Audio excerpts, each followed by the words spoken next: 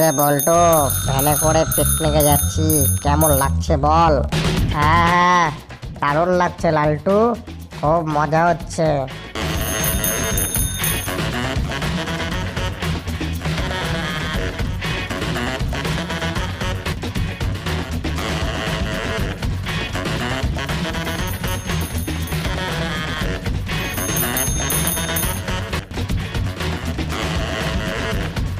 আরে লালটু, এই মনোরম পরিবেশের মধ্যে দিয়ে আমরা পিকনিকে যাচ্ছি, এই সুন্দর মুহূর্তে একটি দারুণ গান বাজাতো দেখি।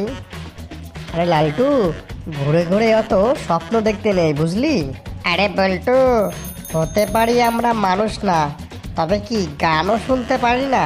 না না, শুনতে পারবো না, কারণ আমরা হচ্ছি শিয়াল।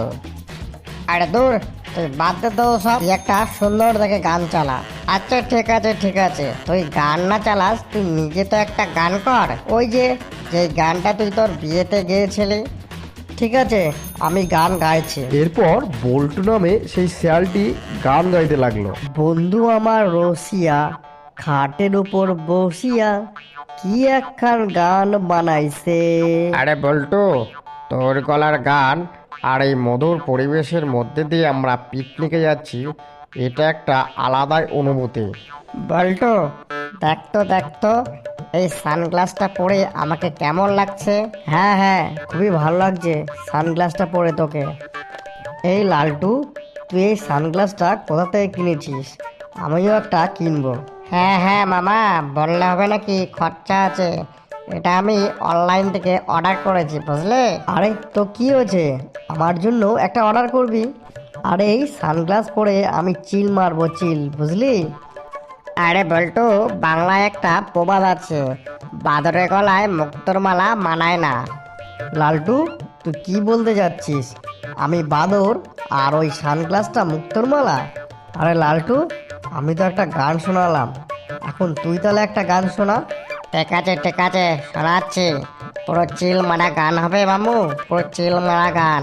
পড়ে না চোখের পলক, কি তোমার রূপের ঝলক।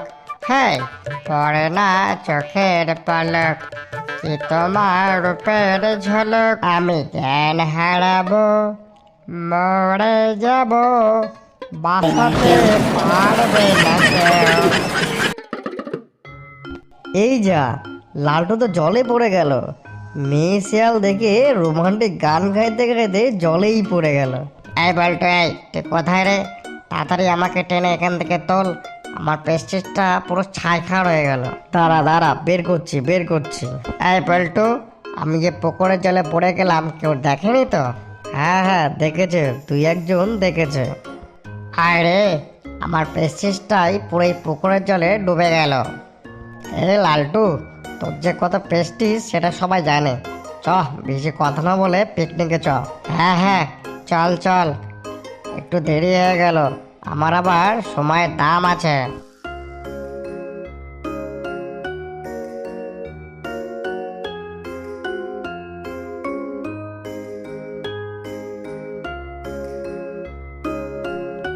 এই লালটু, আজকের বনভোজনটা এই মাঠের মধ্যে করলে কেমন হয়? হ্যাঁ, বললে হবে নাকি মামু, খরচা আছে।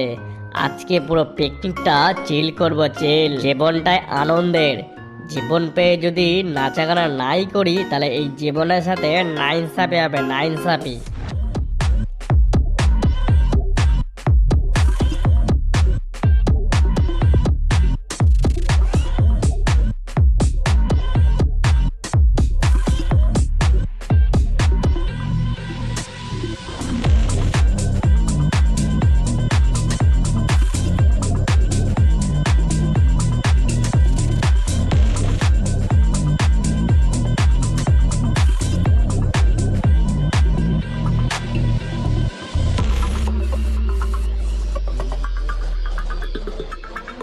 বাঘ মামা, ও বাঘ মামা, এই ফলগুলোকে আজকে বাজারে নিয়ে যাবে না? হ্যাঁ হ্যাঁ হ্যাঁ, অবশ্যই যাবো অবশ্যই। চল পুচকে চল, আমি ভ্যান গাড়িটা চালাচ্ছি, তুই ফলগুলোকে ভালো করে ধরে বস।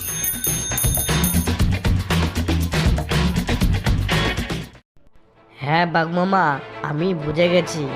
বাঘ মামা, আজকে ফলগুলো বিক্রি করে এই টাকা দিয়ে আমাকে একটা জামা কিনে দিতে হবে। আচ্ছা ঠিক আছে, দেবো কিনে।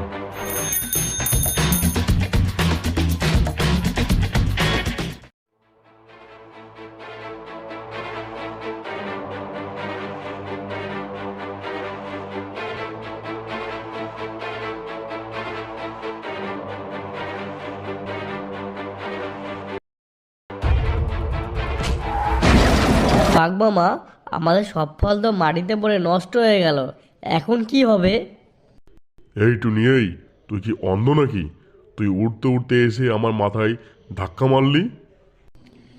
বাঘ বাবা, তুমি আমার কথাটা শোনো। আমি তোমাকে ইচ্ছে করে ধাক্কা মারিনি।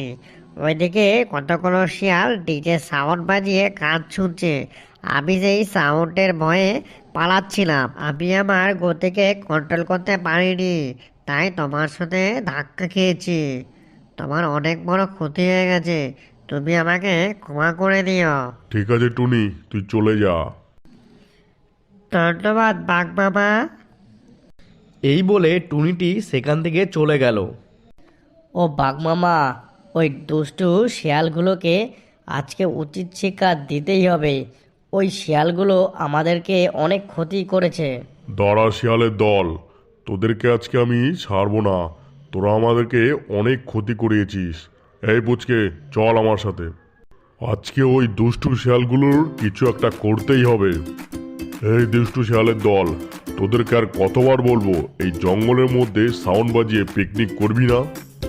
এই শিয়ালের বাচ্চা ফুটফুটে সুন্দর, এই শিয়ালের বাচ্চা ফুটফুটে সুন্দর, এই শিয়ালের বাচ্চা ফুটফুটে সুন্দর, এই শিয়ালের বাচ্চা ফুটফুটে সুন্দর।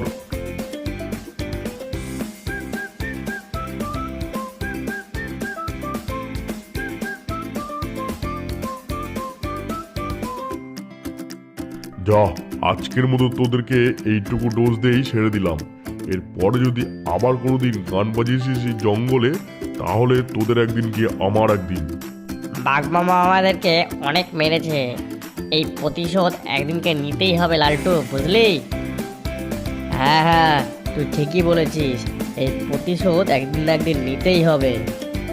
হ্যাঁ হ্যাঁ, তুই ঠিকই বলেছিস, ওই বাঘ মামা আমাদের প্রেস্টিজ ডাউন করে দিয়েছে, ওই বাঘ মামাকেও একদিন শাস্তি দিতেই হবে।